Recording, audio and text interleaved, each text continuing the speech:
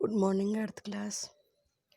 मैंने आपको अर्थ क्लास का 7th चैप्टर क्या निराश हुआ जाए के फर्स्ट पार्ट को पढ़ाया था।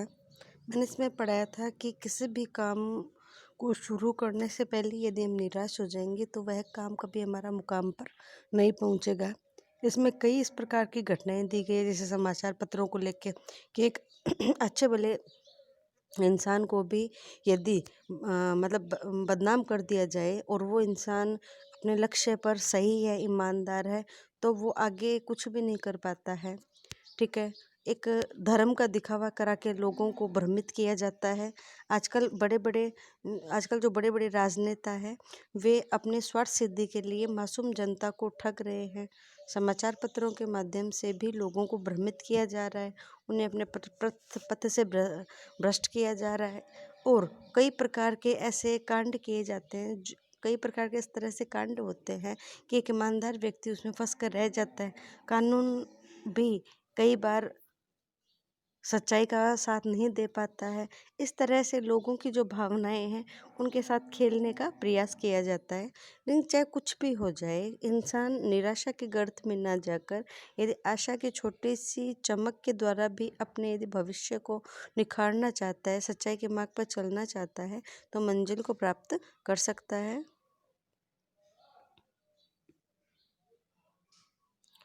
दोषों का पर्दाफाश करना बुरी बात नहीं है। बुराई तब मालूम होती है कि किसी आचरण के गलत पक्ष को उद्घाटित करके उसमें रस लिया जाए और दोषों को एकमात्र कर्तव्य मान लिया जाता है।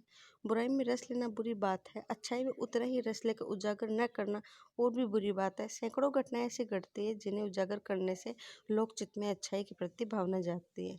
देखिए, ये बात बहुत बुरी होती है कि दोषों का पर्दाफाश करना बुरी बात नहीं है, लेकिन बुरी बात ये होती है कि किसी के कैरेक्टर को आप किस तरह से साबित कर रहे हो। ठीक है, और अच्छाई में उतना ही रस लेकर यदि उसे उजागर नहीं किया जाता है तो सबसे बुरी बात होती है, क्योंकि लोकहित में यदि अच्छाई को आप पेश करेंगे तो इससे लोगों को एक मार्गदर्शन मिलता है। एक बार की बात है, रेलवे स्टेशन पर टिकट लेते हुए गलती से मैंने 10 की बजाय 100 रुपये का नोट दे दिया और जल्दी गाड़ी में बैठ भी गया। थोड़ी देर में टिकट बाबू उन दिनों के सेकंड क्लास के डिब्बे में हर आदमी का चेहरा पहचानता हुआ उपस्थित हुआ। उसने मुझे पहचान लिया और बड़ी विनम्रता के साथ मेरे हाथ में 90 रुपये रख दिए और बोले, मैं यह बहुत बड़ी गलती हो गई थी, आपने भी नहीं देखा और मैंने भी नहीं देखा। उसके चेहरे पर विचित्र प्रकार के संतोष की गरिमा थी और मैं चकित रह गया। ये ज़रूरी नहीं है कि आज भी दुनिया में बुराई ही बुराई है। देखिए, जहाँ बुराई होगी वहाँ अच्छाई का निवास भी माना जाएगा, क्योंकि अच्छाई के कारण ही आज ये दुनिया चल रही है। यदि सब जगह बुराई हो जाएगी तो दुनिया का चलना मुश्किल हो जाएगा। इसलिए इस घटना से साबित हो रहा है, कैसे कह दूं कि दुनिया में सच्चाई और ईमानदारी लुप्त हो गई है। वैसे अनेक अवांछित घटनाएं भी हुई है, परंतु यह एक घटना ठगी और वंचना की अनेक घटनाओं से अधिक शक्तिशाली है। एक बार मैं बस में यात्रा कर रहा था, मेरी पत्नी और 3 बच्चे भी थे। बस में कुछ खराबी थी, रुक रुक कर चलती थी। गंतव्य में कोई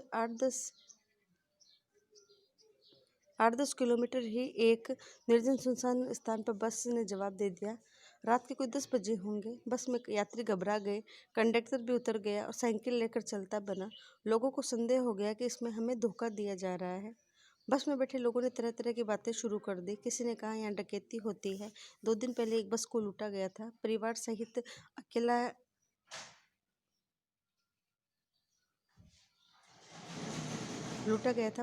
अकेला मैं ही था। बच्चे पानी पानी चिल्ला रहे थे, पानी का कोई ठिकाना न था। ऊपर से आदमियों का डर समा गया था।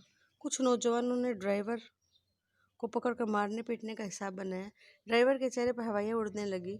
लोगों ने उसे पकड़ लिया। वे बड़े कातर ढंग से मेरी ओर देखने लगा और बोला, हम लोग बस का कोई उपाय कर रहे हैं, बचाइए, ये लोग मारेंगे।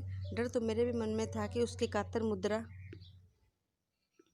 देखकर मैंने यात्रियों को समझाया कि मारना ठीक नहीं है, परंतु यात्री इतना घबरा गए थे कि मेरे बात को सुनने को तैयार नहीं हुए। कहने लगे, इसकी बातों में मत आइए, धोखा दे रहा है, कंडक्टर को पहले ही डाकुओं ने यहाँ भेज दिया है। मैं भी बहुत भयभीत था, पर ड्राइवर को किसी तरह मारपीट से बचाया गया। 2 घंटे बीत गए। मेरे बच्चे भोजन और पानी के लिए व्याकुल थे। मेरी और पत्नी की हालत बुरी थी।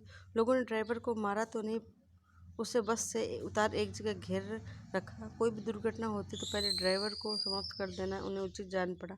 मेरे गिड़गिड़ाने का कोई विशेष असर नहीं हुआ। इसी समय देखता हूँ कि क्या एक खाली बस चली आ रही है और उस पर हमारा बस कंडक्टर भी बैठा हुआ है। उसने आते ही कहा, अड्डे से नई बस लाया हूँ, इस पर बैठिए, वह बस चलाने लायक नहीं है। मेरे भी पास एक लोटे में पानी और थोड़ा दूध लेकर आया। बोला, पंडित जी, बच्चों का रोना मुझसे देखा नहीं गया, वहीं दूध मिल गया, थोड़ा लेता आया। यात्रियों में फिर जा नहीं। सबने उसे धन्यवाद दिया, ड्राइवर से माफ़ी मांगी और 12 बजे से पहले ही सब बस अड्डे पहुंच गए। कैसे कहूँ कि मनुष्यता एकदम समाप्त हो गई है। कैसे कह दूँ कि लोगों में दया माया नहीं रही है। जीवन में जाने करने ऐसी घटनाएं हैं जिन्हें मैं भूल नहीं सकता।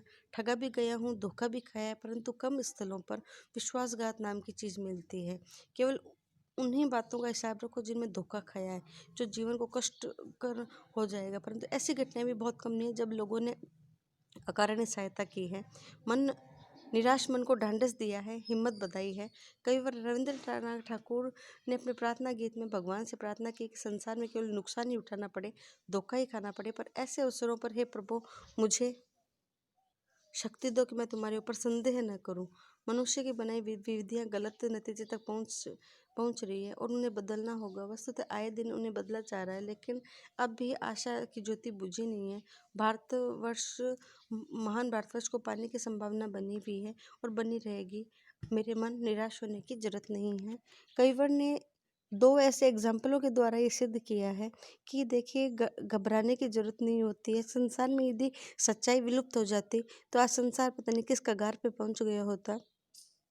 दो इन्होंने दो इन्होंने ऐसी घटनाएं बताई है जिसके माध्यम से पता चलता है कि आज भी संसार में दया, करुणा, मानवता आदि गुणों का वास है और धोखा भी है, भ्रष्टाचार भी है, लेकिन कहीं मन में ये तसल्ली देता है कि इंसानियत खत्म नहीं हुई है। यदि हम प्रयास करें तो प्रयासों के द्वारा हम आज भी एक अच्छे समाज और एक महान भारतवर्ष का निर्माण कर सकते हैं।